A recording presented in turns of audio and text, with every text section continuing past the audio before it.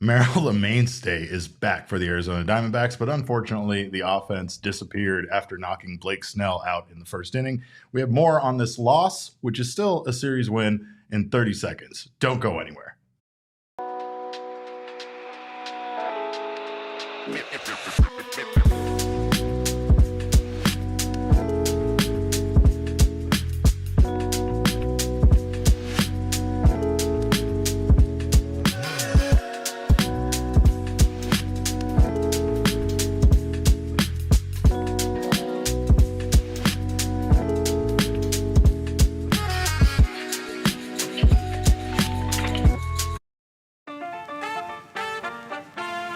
We have a clock. I think it works. Welcome in to Studio K. That's not the lost music, but we don't care because the Diamondbacks still won this series. And you know what? We're going to keep the vibes high. I've been doing pretty good for a minute there, Derek. Yeah, you know what? I don't care. I like this song. I'd rather hear this one than that other one. And the way this game went still feels kind of like a weird win because Merrill Kelly is back, and we're going to talk about that. Of course, Diamondbacks did lose this game, though, 3-2. My name is Derek Monte, occasionally known as your mayor of PHNX, now, then, and forever. This man next to me may not be my vice mayor for much longer, but he still has a term to finish up. It's your Thunderstick, Jesse Friedman. And, of course, we are brought to you by Bet365. Download the Bet365 app and use code PHNX365 when you sign up. Choose your offer and find out why it is never ordinary at Bet365. And, of course, it's just the easiest transition in the world because it is never ordinary when you're watching a baseball game in general, but especially Diamondbacks brand baseball this season. This was a game where we thought we were going to see the D-backs absolutely held in check by Blake Snell, who has been very, very good for the Giants over the last stretch. But the Diamondbacks had a good game plan today against Snell, and it worked, but they may have shot themselves in the foot. It might have worked too well because they didn't seem to have a game plan for the Giants bullpen. Of course, Jesse, what do you think about this game? Yeah, I told you, what was it, about 12:41 p.m., a few minutes before this game started. I wasn't totally sure how many runs the Diamondbacks were going to score against Blake Snell, but I felt somewhat confident that the Diamondbacks would make him work and find a way to get him out of the game fairly early. And granted, I don't think that was any kind of crazy me seeing the future. The Diamondbacks are just a really good team when it comes to seeing a lot of pitches and making the opposing starter work. And they did that exceptionally well in the first inning of this game against Blake Snell. They made him throw 42 pitches in that first inning. And I was a little surprised by it. I still figured that Blake Snell would at least come out for the second. You know, maybe you're still able to get 3-4 innings out of him, something like that. But Bob Melvin decided to immediately go to his bullpen, which of course wound up working out extremely well. But yeah, this game in some ways couldn't have started any better for the Diamondbacks, going against one of the best starters in baseball here over the last couple of months.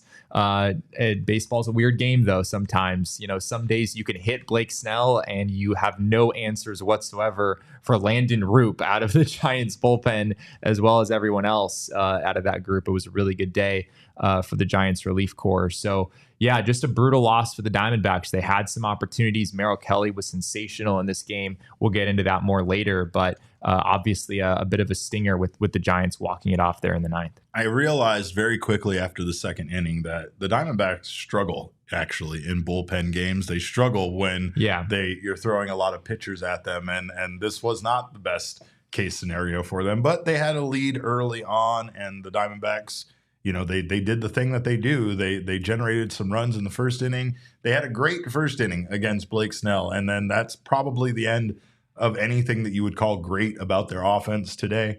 Unfortunately, Corbin Carroll did extend his on-base streak to 44 games, which continues to be a franchise best in the first inning, but his hitting streak did end in this one at 14 games. The Diamondbacks' 6-game streak of scoring 6 runs or more is also over, and they are now currently 79-62, still knocking on the door of 80 wins. But like I said, they still won the series, and I mean, Elise, I disagree with, and I hardly ever disagree with a known baseball GM like Elise. She said, winning series doesn't matter. We got to win games. I get that, but the Diamondbacks still aren't going to win every game down this stretch. So, you got. But they might need to, Derek. They might need to with the way these other teams the Mets are playing. And the Padres and the Braves and all these other teams It's are playing. Those teams have just continued to be outrageous, obviously, as we touched on yesterday. Overall, this was just a terrible day for the Diamondbacks offense. And, it was. As much as that first inning was great and they saw a lot of pitches, the Diamondbacks also got some assists from what has continued to be a terrible, terrible Giants defense. Josh Bell, with runners at first and second and nobody out in that inning, hit what looked like a potential double play ball. Tyler Fitzgerald makes a nice play going to his right to field the ball and then throws wide to second base. And suddenly, a potential double play ball turns into Josh Bell being at second. I believe Corbin Carroll advanced to third. A run scored on that play. And then there was another play later in the inning where Matt Chapman threw a little bit high to first base. That was originally called. Christian Walker was originally ruled safe at first. That was overturned upon review. The Diamondbacks scored their second run in that inning on a passed ball, dropped third strike from Patrick Bailey that allowed Jake McCarthy to reach. So even that first inning, they did see a lot of pitches, and the Diamondbacks deserve a lot of credit for that. But it's not like they were knocking the cover off the ball against Blake Snell, and then against the Giants relievers, they just weren't hitting the ball hard at all. Really, even from the first inning, the D-backs weren't making a ton of hard contact. They just sort of took advantage of Snell's command being a little bit off, as well as the Giants defense having a really rough first inning. But they got things locked down after that because the Diamondbacks completely were baffled at the plate by this bullpen. And of course, I do agree that this was a very winnable game. This was, with the mistakes the Giants were making, with the way the Diamondbacks came out, this appeared to be a very winnable game. I had said Blake Snell was going to give up 6 earned runs today, and he might have had he stayed in the game. Unfortunately, he didn't, and they didn't really have an answer. Again, the Diamondbacks just struggle with this kind of pitching sometimes, especially when things pivoted the way they did. I'm sure they weren't expecting to have the success they had against Blake Snell, not at least that much success that early that would require him to leave the game. But the Diamondbacks do win their 12th series of their last 15, and they have now won or split 16 of their last 19 series. So hopefully they can keep the winning ways going here in Houston, which we will preview that series a bit later. But first, we got to talk about Merrill Kelly, because the mainstay is back, and it was really good. It was a really good day. Now, again, this isn't the strongest lineup. That San Francisco Giants isn't the best team. That, and when you look at what Zach Gallen and Merrill did, it's encouraging. But again, you really want to see him, maybe do this against the Padres or another team with a more formidable lineup. But it's just a step in the right direction. We had a lot of concerns about Merrill coming back from this injury with that time off, and it would appear in today's game that he was very, very much Merrill that we know. Yeah, and you're absolutely right. I mean, doing this against the Giants versus doing it against the Dodgers are obviously two very different things. But I do think that Merrill, the quality of his pitches today was way better than what we saw the other day against the LA Dodgers. We have a couple of graphics here that'll sort of help us illustrate that. We'll start with Merrill's pitch chart against the Dodgers. This is from his last outing. There are some pitches in good spots, but there's a whole lot of pitches here that are right in the middle of the zone as well. We talked about it after that game. Merrill's location was just not nearly what we're used to seeing. And that's what he said after the game. He said that, if I had to sum up what's been going wrong for me up to this point since I came back from the injury, it's that my location is just not what it's normally been.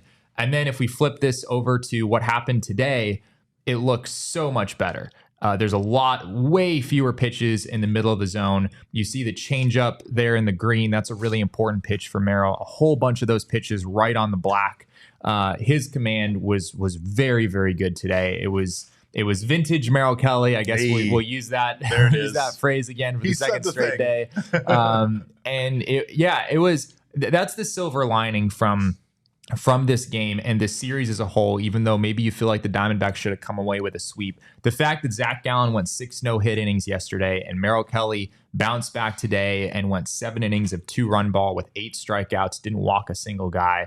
That's really important for the D-backs. Getting those two guys back to the level that they were at last year is one of the most important things for this team right now, and we saw that the last couple of days. How encouraged are you guys by the outing today? I mean, I know he didn't get the win. I know the Diamondbacks don't get the win, but it still has to be a good feeling to see Zach and Merrill have the 2 outings that they had in this series as we head into the home stretch. So it's very much, at least, like I said earlier, a step in the right direction. You feel confident about Merrill Kelly looking more like himself.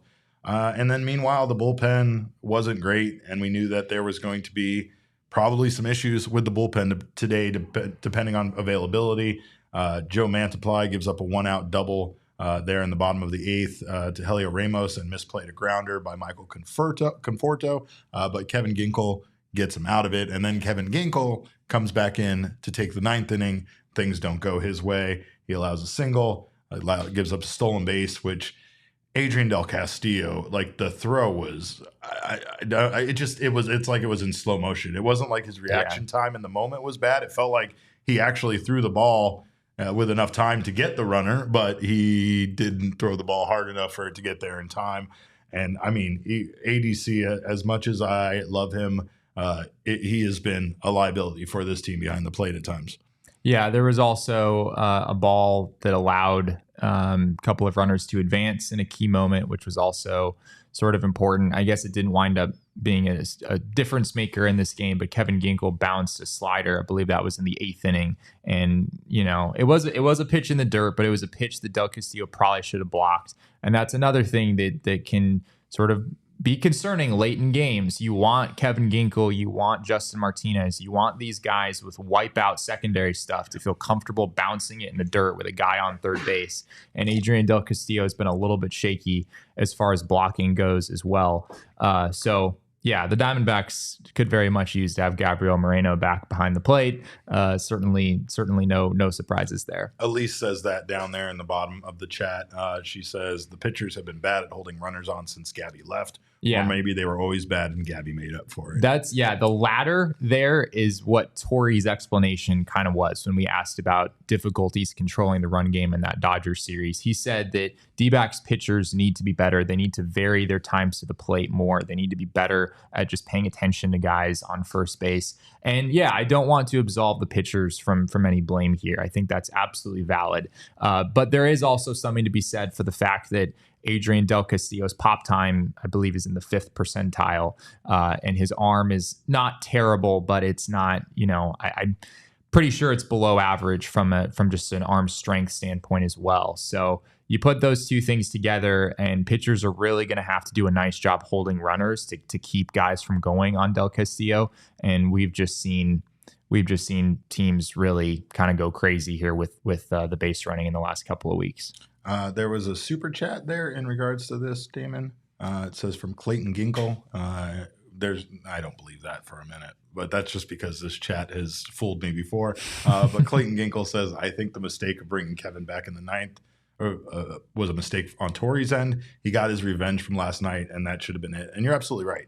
I think that was a mistake, right? But on the flip side, our guy Sean also has something there in the chat. He said that if you bring in, basically, if Torey brings in anyone else, we'd be asking why Ginkel didn't get the 9th, especially if it goes wrong. So yeah, I mean, I think if AJ Puck had come in, people were probably okay with that.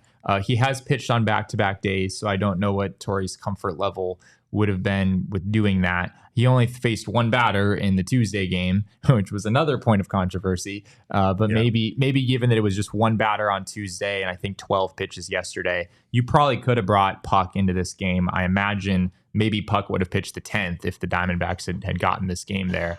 But yeah, it was a lot to ask for Ginkel for sure. He didn't pitch in the first game of the series, but he obviously did yesterday and had a bit of a rough go of things. The D-backs are just sort of running out of back-end bullpen weapons that are pitching well right now. It's just been a rough stretch for a lot of those guys. And Ginkel came up huge in the 8th inning. I mean, I don't want to take anything away from that. Right. Coming with 2 on, 1 out. I think he got 4 whiffs on his slider to get out of that tough spot. But obviously in the 9th, things didn't go his way. Pitching wasn't the problem in this one, Jesse. It really wasn't. No. I mean, the Diamondbacks pitching staff gave them a chance to win by only allowing 3 runs. Really, the offense today, despite looking like it was going to be a big day early on, despite it looking like a day where they were going to be very patient. They were not very good once they knocked Blake Snell out of this game. And I mean, again, they did make him throw 42 pitches in the inning, which is the reason why he was shut down. But the Giants' defensive mistakes absolutely helped the offense today, and that's the reason why the Diamondbacks got one of their runs. So maybe both of their runs. Maybe both of their runs. I mean, if right? Tyler Fitzgerald turns that double play, I don't know if the Diamondbacks wind up scoring anything in the first inning. Although maybe that would have been better because that means that Blake Snell pitches deeper instead of Landon Roop. And who knows what would have happened in that alternate universe. I mean, Jesse might have called the whole thing with Blake Snell, but I did call in that moment that despite the fact Josh Bell was going to hit into a double play, the terrible midfield defense was going to blow it, and they did that. But again, I mean, the Diamondbacks offense just couldn't do much today. And like it feels like maybe it would have been the same case if Blake Snell had a good day, but obviously, like I said earlier, they don't tend to do well in these bullpen type starts, and that was definitely the case today. It was, yeah. After Snell was removed from the game, the Diamondbacks went 2 for 25 with 12 strikeouts. It's not great. They did have 3 walks. They did have a hit by pitch. There were a few more base runners floating around, but yeah, it was a brutal day for the offense. They did still have some opportunities. I think back to the 8th inning is probably being the biggest missed opportunity for the D-backs with Camilo Duvall on the mound. Christian Walker doubles. Jorge Barrosa lays down a sac bunt, which I don't know if I really agreed with that decision. It seems like Torrey has he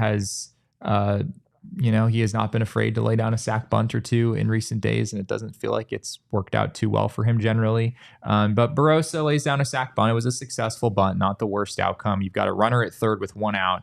And then Gino Suarez comes to the plate. All you got to do is get the ball in the air to drive in that run and take the lead. And boy, he got a hanging slider with 2 strikes from Camilo Duvall, and he just let it go by. And it was a called third strike. And I'm not saying it wasn't the pitch isn't a pitch that could fool you, but I don't understand not swinging in that scenario. If he strikes out swinging, I'm fine with it. It is what it is. He missed his pitch. Yeah. But to sit there with your bat on your shoulder in such a big scenario where all you really need is a fly ball is kind of crazy. Yeah, my ring is blinging. I also have my 2023 championship mug here. You might did Derek mention that he won our fantasy football league? I don't really talk about it. Look, I don't talk about it on this show. Yeah, Derek doesn't like to talk about it. He doesn't want it to be an outward thing. I am humble when it comes to winning this championship, but I will say that I sleep with this ring on. So yeah. Anyway, no, I mean it was one of those days, obviously, that like their offense struggled in more ways than one. I think the one thing that was frustrating was they showed so much patience in the first inning, and then it's not to say they didn't. Maybe at times they showed too much patience the rest of the game, but like there were a lot of times where there was just some weird calls. Having Adrian Del Castillo bunt seemed like a really bad call. That's the other thing. Top of the 9th, Luis Guillorme works a walk against Ryan Walker, who's a very, very good pitcher, and it would be one thing if you had someone at the plate who bunts a lot, but I haven't looked at the numbers, but I'd be very surprised if Adrian Del Castillo was down in Reno hitting in the middle of the lineup and laying down a lot of sac bunts. I just don't think that's something he's been asked to do much lately. Yeah. And he's asked to hit doubles, and that's what he does. Yeah, and Torrey decided to have him lay one down, and obviously it didn't work. He pops it up, and at that point, you're just handing free outs to one of the best back-end relievers in baseball, and Ryan Walker, who's been unbelievably good lately for the San Francisco Giants. And then at that point, you just had Guillorme at first with 1 out, and both Geraldo Perdomo and Corbin Carroll struck out, and that ended the game. Sean says exactly what you said to me while we were watching the game. If you're going to bunt there, put Herrera in. Yeah, and then I didn't really understand that. Leave Herrera in there. Yeah, Herrera's a pretty decent bunter, and you probably feel a little bit better about him defensively anyway. Yeah. So, yeah. Well, anyway, the offense deserves us not even to talk about it with the way they performed today, quite frankly. So, of course, we have a king snake to give out, and we are going to give that king snake to the mainstay, the man himself, Merrill Kelly. 7 innings pitched today, 6 hits allowed, 2 earned runs, and 8 strikeouts. This will give you a chance to win ball games if your offense can do something on their end. Yeah, and Merrill was very close to throwing 7 scoreless innings too. I think back to that bottom of the 4th inning, Michael Conforto single, Matt Chapman double. You've got runners at second and third, nobody out. D-backs had a 2-0 lead at that point in the game. Lamont Wade Jr. comes up. He strikes out Lamont Wade Jr. I think it was a filthy changeup, if I'm remembering correctly. And then Tyler Fitzgerald, he gets him to strike out as well. So you've still got those runners at second and third with 2 outs. Any out would get you out of the inning unscathed. And Patrick Bailey just bloops a single to left field. I think it was 66 miles an hour off the bat or something like that. Those things are going to happen, but that was a brutal moment. I mean, if Merrill is able to get Patrick Bailey to, make any sort of out in that situation, then, maybe this game stays 2-0 late and the D-backs are able to come away with a win. Well, we thank you guys so much for your chats, for being here in the chat, for your comments, everything. Of course, just for being you. We thank you for being you. Make sure if you haven't subscribed to the PHNX Sports YouTube channel, you do so right now. Sign up for notifications. That way you don't miss whenever we go live. And of course, hit that like button. We love when you hit that like button, especially when you show that love on days where the Diamondbacks lost, because we didn't lose. We're just here to hang out with you after a loss. Don't blame us for the loss, all right? Quit DMing me and telling me to fire Tori. I have no control over the front office. But anyway, if you guys are listening on the audio podcasting side, there is no like to hit, but you can leave us a review. We appreciate that. And of course, make sure you're subscribed on your favorite audio podcasting app. And we do have some bills to pay, but when we come back, we'll talk about the numbers from this series and, of course, that upcoming series with the Houston Astros. But first, got to check out our friends from Mesa, Arizona, from Branded Bills. I know I saw someone was like, ew, there's a Scum Devil hat on the set. So I evened it out with this other hat from this other school. But yes, there's Sun Devils, there's Wildcats, there's all sorts of wonderful designs for our local schools, not to mention some incredible designs just in honor of this wonderful state that we live in. So check out Branded Bills. Whatever you're looking for, they are the perfect headwear and apparel company. And of course, these hats, amazingly comfortable, super lightweight. Despite being the snapback, they are very stretchy. You're just going to go put that one on, aren't you? I am. I'm a big U of A guy now, Derek. Me and Damon. Yeah, me and Damon were discussing before the show, and since I didn't actually go to either of these universities, I'm sort of the objective third party. And if I have to make a choice between these two universities, I think the choice is pretty obvious, Derek. Damn right, Jesse. Pretty unfortunate. So I'm just going to do this. We'll have proper representation on this show, but it's hats, wonderful. Great for golfing, great for just wearing at all times. And of course, they have partnerships with ASU U of A as part of their campus collection. Again, local company from Mesa, Arizona. So support them and head to brandedbills.com. Use code PHNX and you will get 20% off your first order. Also, check out our friends at Bet365 because they make watching sports more fun, especially live in-game betting. They helped pioneer live in-game betting, and they have the widest range of games and markets available for live in-game betting across 78 sports. Of course, you can always make sure to check out little tidbits from Damon, Shane, and everybody here for the PHNX bet stuff before heading over to Bet365.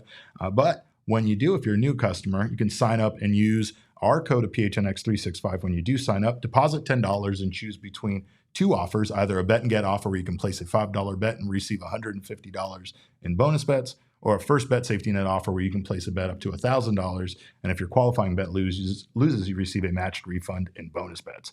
Download the Bet365 app and use code PHNX365 when you sign up. Choose your offer and find out why it is never ordinary at Bet365. Must be 21 or over and physically located in Arizona. If you or someone you know has a gambling problem and wants help, call 1-800-NEXT-STEP, text NEXT STEP to 53342 or visit problemgambling.az.gov. You're just going to keep wearing that, huh?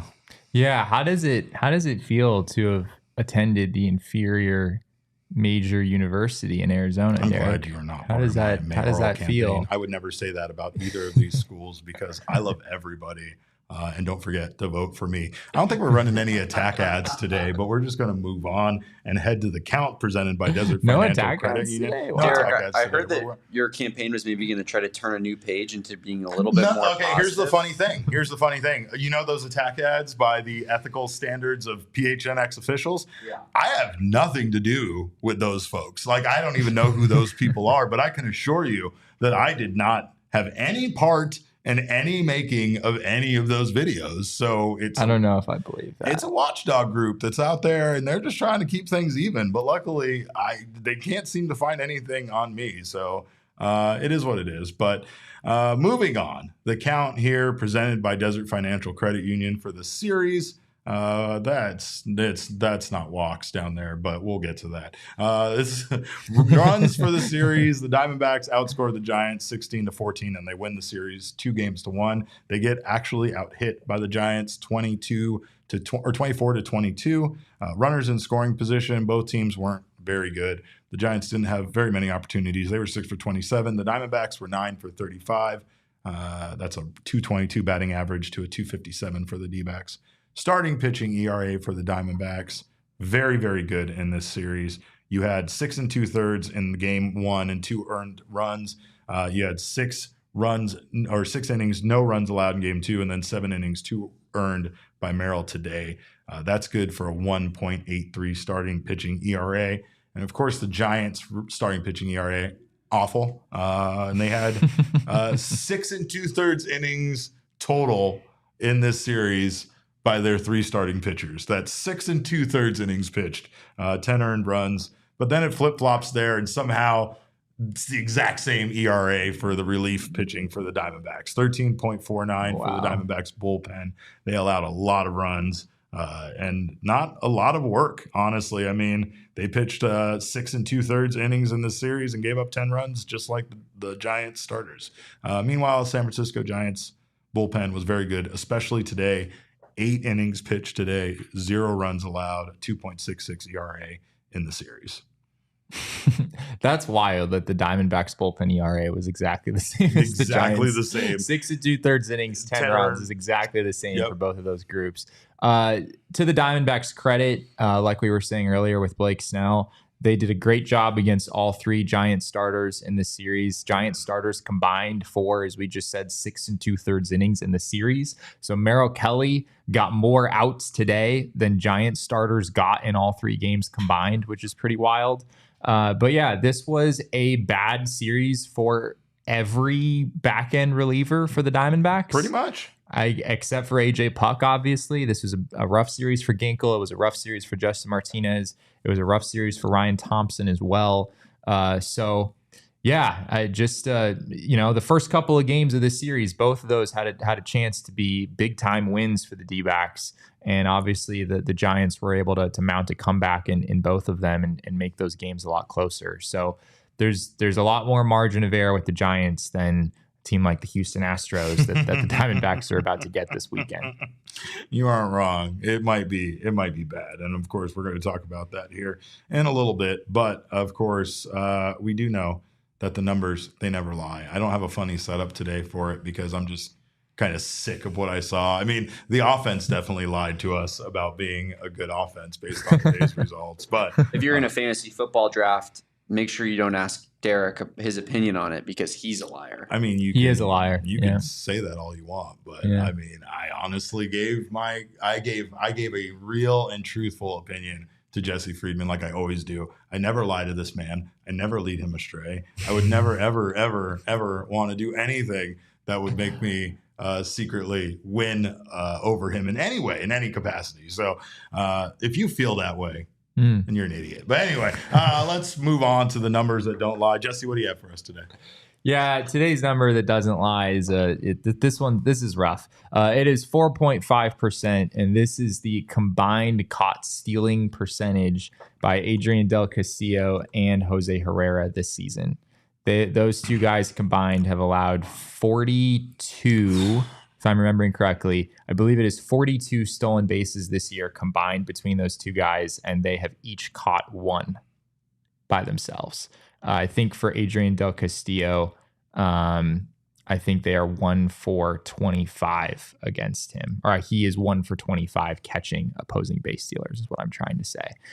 So not great, Derek. Not great. There was a piece of fantasy advice asked of me in the chat, and I feel like that's more relevant than talking about anything to this game. They were asking me about, I believe, Michael Pittman Jr. Thumbs up. I like it. I think Anthony Richardson is going to be a beast at a quarterback this year, and people slept on him and the Colts. So wait until when I was in Indianapolis for joint practices, Michael Pittman Jr. was cooking. the Cardinals alive. He looked good. I drafted him in a couple of leagues. Yeah, I definitely would have liked to draft him myself for sure. And I think like Anthony Richardson's going to be that. He looked like that guy. But you know what? Jesse's like asleep. Yeah. It's fine. We'll move on. Who is that? Who are you talking about? See, it's my fault. He didn't prepare. He does all of his research for baseball, but he didn't look up a single fantasy guide. That's not my only fault. have enough mental capacity to know what I'm talking about one sport at a time. All right. He's right. I used to know so much about all the sports when I was just a fan. And now that I do this show, I'm like, who did the Suns sign? I don't even know. The character I play in the Mayor videos, that's just real life, including me not being able to pronounce the name of their head coach. But the Giants, they did extend Matt Chapman. That was news that broke yesterday, right while we were finishing up the show. It's an interesting time to announce an extension like this. So he was extended 6 years. Or 5 years. Yeah. I believe it is a 6-year, $151 million extension that goes from 2025 to 2030. Chapman would have had an opt-out at the end of the season, which I imagine would have been fairly attractive to him, given that he's had a pretty darn good season for the Giants. Sure. So this takes away his ability to opt out. He's going to be with the Giants through 2030, and I believe this includes a no-trade clause. So I think he is going to be there for a good while. And I guess, Derek, the Giants like sort of won the Boris sweepstakes a little bit, right? We look back at all the big Boris clients over the offseason. We definitely did. They wound up getting Cody Bellinger, or not Cody Bellinger. I don't know why I said that. They wound up getting Matt Chapman and Blake Snell, and those are the two best out of the Boris clients that signed over the offseason. So yeah, we'll see what happens with Blake Snell. That'll be interesting to see as well. I imagine he might just want to hit the open market like most Boris clients do. He's going to get paid. But yeah, he's going to get paid. Although after what the D-backs did to him today, maybe they just took a few $1 million off that paycheck. But Matt Chapman did get paid 6 years, $151 million. That's more than I think he was ever realistically going to get over the offseason. So obviously the Giants have really liked what they've seen from him here in these few months, and they made a long-term commitment to keep him around for a while. Gross. There's some more support for your hat, and it's the most disgusting thing ever. Maze Devil, I'm not going to say your question, but I'm going to say I'm not sure about that. Someone else did ask about ADC, though, and asking if ADC is a bust. I believe it was Fluffy. The Ventures of Fluffy right there. Is ADC a bust? First of all, I hope your dog is a very good boy or girl because they look like it. And when it comes to ADC, no, he's not a bust. It's just kind of the Diamondbacks called him up due to need, not due to him necessarily being ready. He came up. It was super hot out the gate. He definitely had some of those skill set at the plate, transition over to the major leagues right away.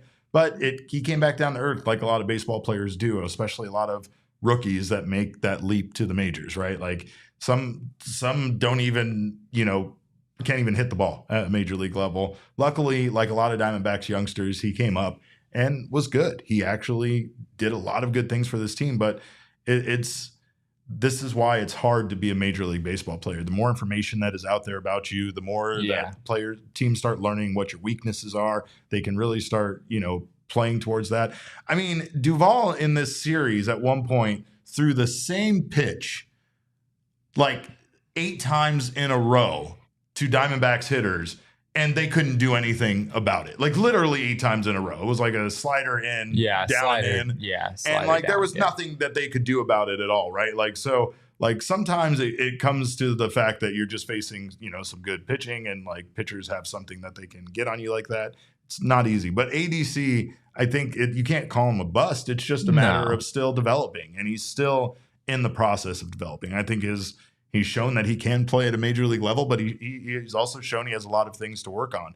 Inevitably, he will get sent down. Like Jesse said, we're most likely going to see the Diamondbacks. If they get Gabby back and are set for the playoffs, we'll most likely see Jose Herrera backing up Gabby Moreno, and ADC will be sent down, and he'll continue his development and work on that stuff. Like no player is necessarily a bust just because they can't do something right now. It's just something that needs to be more of a focus as far as, where he's at. Like he just adjusted his stance or not stance, but the way he kneels behind the plate based on how Gabby does it. So he is still making adjustments even at a major league level right now.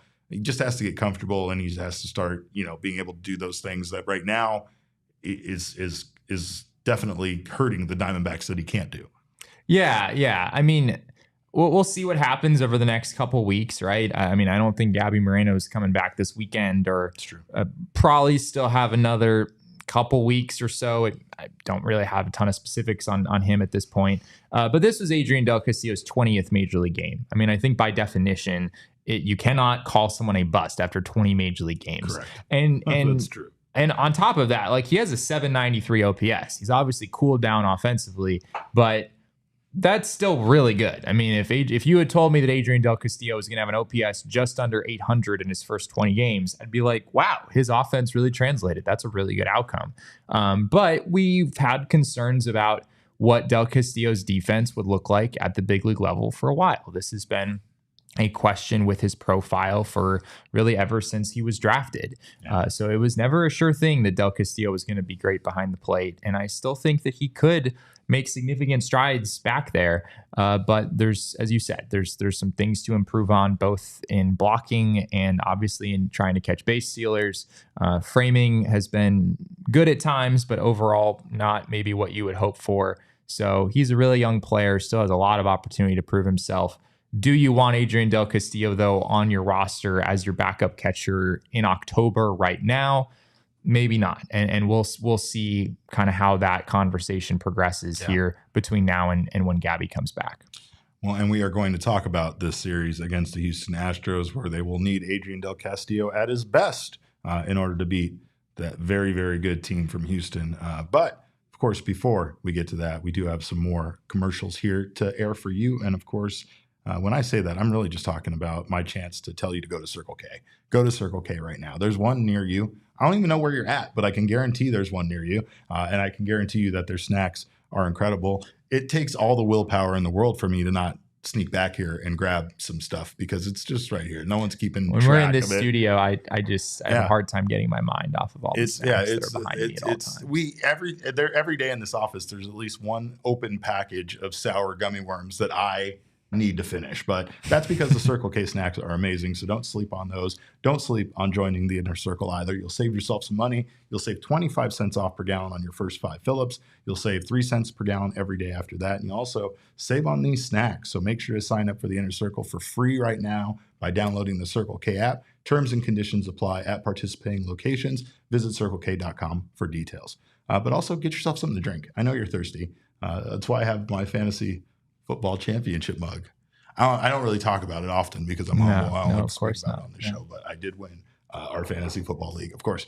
Also, speaking of my future being bright and my fantasy football team's future being bright, Shady Rays sunglasses. It's a requirement when your team has a future as bright as mine does. And of course, you can get ready for football season right now with a fresh pair of Shady Rays. They have this amazing new lens, by the way, over at Shady Rays called Color Rush. And if you check out their website at shadyrays.com, you'll get a chance to see what makes it so amazing. It's polarized lenses that actually enhance the colors of the things you're looking at. And let me tell you, they're amazing. And a premium lens, again, you can get all of this premium quality for not nearly the premium price that other sunglasses companies charge. You also get the fact that it is backed by the craziest lost and broken replacement plan in all of eyewear. They tell us that if you break your Color Rush Shady Rays on day one, they will send you out a brand new pair, no questions asked. And of course, they got that guarantee. If you don't love them, or if you think that they look weird on your face, they have hundreds of styles to choose from. They'll allow you to exchange them for free or get your money back within 30 days. Their team has your back long after you shop. So make sure to check out shadyrays.com. Exclusively for our listeners, Shady Rays is giving out their best deal of the season. Head to shadyrays.com and use code PHNX for 35% off polarized sunglasses. Try for yourself. The shades rated 5 stars by over 300,000 people. All right. Well, Diamondbacks take on a tough Astros team. That's always tough. No matter how bad their season starts, they get things back on track, and this team continues to be very good. Let's take a look at the Astros this season at a glance. They have a record of 75-65. Their run differential is plus 79. They are 5-5 in their last 10, so they are mortal. And of course, they just got swept by the Reds. We can help them. We can help out Shane's team here, right? set? Shane's team might be a little too far gone. Okay, yeah, that's what I thought. That's why I told him to his hope. face. But anyway, these Astros, man, they're so good. Their starting pitching ERA 3.92, tied for 9th best in Major League Baseball. But that bullpen's even better. And after what we saw today, that's a scary proposition. Their relief pitching ERA is 3.49, which is 4th best in Major League Baseball. Their OPS is 736, which is 11th, and their outs above average is 1, which is 15th. So this is just a good Astros team that's always good and always a danger. We've said this a lot, though. The Diamondbacks have faced a lot of good teams, and I mean, this feels a little bit more like that. It's weird to be so down after a loss today, considering the Diamondbacks did take 2 out of 3 against the Giants. Like, that's essentially getting the job done. But, you know, like you alluded to, like Lease alluded to, it almost feels like you do have to win every single game. So the Diamondbacks can't, you know, go out there and drop this series against the Astros. They really got to they got to do it again on the road. Yeah, the Astros are just a good, well-rounded team at this point. They really did have their issues early in the season, but they're also the Astros, and like they're probably going to be in the ALCS again because they are every year, and it doesn't really matter how their season starts. They just reserve. They put in that reservation early. You know? Yeah. Like in May, they're like, we'll be there. Just count on it. Let's get those hotels booked. Yeah, I think they do book their ALCS travel. At some point in February or March every year, but. They're just, I mean, offensively, they're always a well-rounded team. Kyle Tucker is hurt, so the D-backs will not see him. He was having an outstanding season, a 979 OPS. I believe he's out for the year for them, so we won't see any Kyle Tucker this weekend. But you still have Alex Bregman at third base, who did not start off well. He was a big reason that the Astros were struggling early in the season and is also a big reason why they've been very, very good overall lately. Looking at Bregman's numbers, he has just under a 900 OPS over his last 30 games. So don't be fooled by his 764 OPS for this season. It's like Corbin. We were talking about his batting average during the game. It's almost impossible for Corbin to get his batting average above 250 for the year because of how bad his first 2 months were. But that's not really an indication of really where he's at. And same thing with Bregman. Yeah, just a well-rounded lineup overall, right? Altuve's still there doing his thing as a 784 OPS. Jeremy Pena, of course, is a strong defender who hits about a league average hitter. Yainer Diaz behind the plate, one of the better offensive catchers in baseball. Victor Caratini, their backup, has also been pretty good this season. So it's a well-rounded lineup. Yordan Alvarez is, of course, the biggest name there. He has a 172 OPS plus this season and continues to be one of the best hitters in all of baseball, even though we don't really talk much about Yordan Alvarez. I feel like we're always talking about Judge and Ohtani and Bobby Witt, that Yordan Alvarez just somehow doesn't get as much love, it feels like, in the public eye. But yeah, this is a very good Astros team. And a good pitching staff. We get Framber Valdez. We get Yusei Kikuchi. Is that how you say his name? Yep. And then we got Justin Verlander in the finale. Of course, we got our ace matching up against Justin Verlander. It will be Ryan Nelson taking on Justin Verlander in the finale. So you got to feel good about that one with the way Verlander's been pitching. But I'm not so sure about these other games, especially with the way that the offense was held in check today. I think it's going to be different, though. The Diamondbacks do come into these games with a game plan, and I think that they will come in with a good game plan against these starting pitchers. But again, very, very good starting pitching for the Astros. Everything about this team is good. I think Bourbon and Baseball had asked us a little while ago back there, Damon, about what scares us the most about this series. I think it's a little bit further back. There it is. What's y'all biggest worry about facing the Astros this series? Do you have a biggest worry about this series? I mean, after what we saw today, I think that, like, mostly it's the offense, right? Like, I feel fairly good about Brandon Pfaadt and Ryan Nelson being 2 out of the 3 pitchers in this series. And I'm not like Eduardo Rodriguez doesn't give me necessarily reasons to panic, but 2 out of the 3 pitchers for the Astros are left-handed. And that seems to maybe give me a little bit of a concern for the offense. Yeah, that's a fair point, especially without Gurriel in the lineup. I think the D-backs are about as vulnerable to lefties as they've been all season. Granted, Christian Walker's back, which does help a lot. But yeah, I mean, Framber Valdez is great. Yusei Kikuchi, the D-backs saw him earlier this season when he was with the Blue Jays, and I believe he was pitching quite well early on, and then the Diamondbacks scored like 7 runs against him in the 5th inning. That was a wild game where they came back from down 7 and still wound up losing by a run late. But Kikuchi has really turned things around since being acquired by the Astros. If you look at his numbers since that trade was made, he is 3-0 with a 2.57 ERA and 6 starts, a 0.94 WHIP, 47 strikeouts to just 10 walks. So Yusei Kikuchi's been pitching like an ace ever since the Astros acquired him. So that'll be interesting to see what that looks like. And then I'm just excited to see Justin Verlander pitch. Verlander at this stage in his career is certainly not what he once was. He is now 41 years old and has an ERA of 4.52. So he's still decent, but there are questions right now in Houston circles about whether Verlander will be a postseason pitcher for them, which is sort of a bizarre thing to imagine, leaving Justin Verlander out of your postseason rotation. But that's how much depth the Astros have in their rotation right now. 41 years young.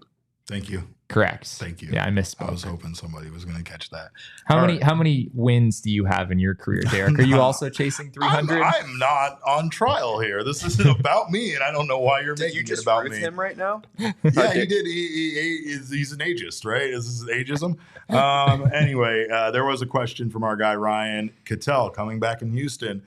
Ketel is already in Houston, friends. I don't know if you saw his Instagram post, but he is already in Houston, and it very much looks like Ketel will be back for this series against the Astros, which, again, another sight for sore eyes. More importantly, it's just I want these injured players back as soon as possible, not because I feel like they're going to make a huge impact upon their return, although Ketel absolutely could. It's just more about them getting back to playing baseball, getting back into a groove before the end of the season, because there isn't much time left, and we need these guys to not only contribute, but we need them to kind of be the heroes that they were. These are Christian Walker, Ketel Marte, and Gabby Moreno are 3 of the biggest heroes on offense for this team, not to mention they all play incredible defense. So they're missed, and Ketel, is a leader. Ketel is a leader for this team. He's just a guy that, this team kind of goes at times in the direction that Ketel goes. And I think, he is definitely missed maybe more than the other 2. I mean, Ketel was about the hottest hitter on the planet when he went down with that injury, which obviously made the timing that much more unfortunate for him. But yeah, I mean, this is the best version of Ketel Marte that we have seen throughout his entire Diamondbacks career, and it'll be interesting to see what it looks like. Is Ketel able to just jump right back in and continue the crazy run that he was on before, or as we've seen with some of these other guys, does it take him a little while to find his timing back and to get in a rhythm at the plate? So, yeah, either way, it'll be fun to watch Ketel Marte play baseball again. BC in the chat asked, how old is Derek? 52. Damon, ban his ass. Ban him right now. Is this finally how we're getting BC gone? Yeah, I mean, I let him come in here with all of his Dodger rhetoric. I let some guy ask me if I was zooted, which I didn't even understand what that meant, like 70 times without banning him. But that's egregious. You're out of here. You're out of here, pal. But yeah, Ketel, of course. Hopefully, Ketel is Ketel, and can come back and really help this team win. This is a difficult series, and they're gonna need every bit of offense, just like in these games against the Giants. They can't let this go the way that these Giants games went, because they let the Giants get back into both of the wins. They were entirely too close based on the way that these games actually went, and this probably should have been a sweep by the Arizona Diamondbacks. It felt very much at the beginning of all 3 of these games like they should have won them all and swept them. And it's definitely an opportunity missed. But again, they're not going to win all of these baseball games. That's the reason why, it's such a difficult game. And, hopefully that's also the case for these other teams in the wild card race. Can they stop winning games too? Please, can anybody go through a cold streak? I mean, it's just ridiculous. But anyway, we'll be back, of course, with another post-game show tomorrow night. Of course, we'll recap whatever happens in that first game of the Astros series. So make sure to come back here for that. In the meantime, you can follow us on Twitter. I am at @cap_caveman with a K. Jesse is at Jesse N. Friedman. The people's producer, Damon Dog, is at Damon Dog on Twitter. That's DAWG. We are Damon's Dogs. Bark, bark. And the dog in him is off the charts. That's the reason why that's why we're his dogs. But of course, I don't know, Damon, should I still be barking now that I'm joining the wild cats family? Am I supposed to meow? Is that what I'm supposed to do? Come get your man. I don't know. Come get your man, Damon. We cheer for the cats. We're all about the cats on Saturdays. Yeah. Okay. Yeah. And right. No, you don't meow. You bear down. That's God. Like, why do I down. have to teach you Bear everything? Down. Yeah, that's disgusting. Anyway, there's like a good wildcat like roar they do over the intercom, like the speaker system. It's really cool. It's a terrible speaker system. Yeah. Anyway, well, our show is at PHNX_DBacks, but of course, all roads lead to at PHNX_sports on Twitter, Instagram, and Facebook. And we appreciate you guys so much for stopping by. We hope you join us again tomorrow night. In the meantime, we love you. We thank you. Behave yourselves. Have a good evening. And remember, kids, baseball is fun, but it's so much more fun when you do more against the bullpen after knocking Blake Snell out in the first inning. We all silly like the mayor.